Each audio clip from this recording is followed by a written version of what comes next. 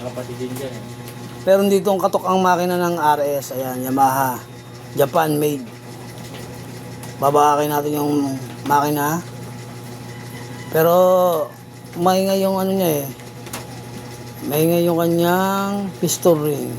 Parinig mo dyan, boss. Start ko. Huwag na. Baka magulat ang lahat eh. Umusok pa. Ito yung legendary. 4 na dekada na namayagpag sa Pilipinas. Sa Pilipinas. Kasi ito ay mayroong 4J6, Pitik sa gasolina yan. 4J6, 3BM, Rainbow, Milenio, Dragon, yan. May mga iba-ibang modelo. Mga pares Ayan. dati dyan. Serial. Ito ay RS100. Ganito dati yung tricycle ko.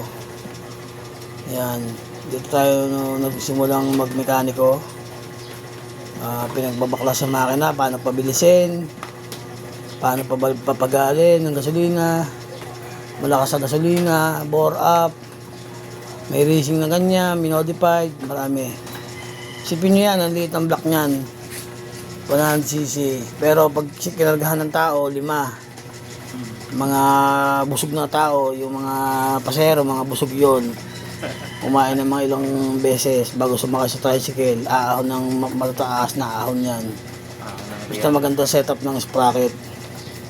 Maganda yung karburador, maganda yung block. Ayan, maganda yung supply ng kuryente. Ay talagang hindi kayo ipapapahiya niya, aahon kayo. Kahit sa Baguio, aahon to. Kaso, 1 buwan yata bago makarating. Kaso nga lang, huli kayo ng LTO. Kayo may-ari niyan, shoutout kay Boss Jordan, tsaka kay Boss Jason. Mali pala ng pangalan. Yung pala, hindi pala si Jordan. Ito pala si Sir Jordan. Sir, salamat ha. Ayan.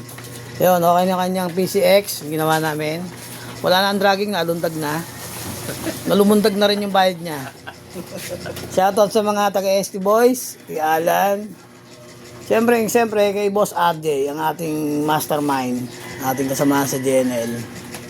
Nanganak. Sir Jupes, Jerry, kay Joseph, Alan Doroteo, sino pa? Jonathan, yung hindi ko pala ibang na-mention. Marami tayong suki sa SD. Yan. Gagawin na natin to. Maraming salamat po.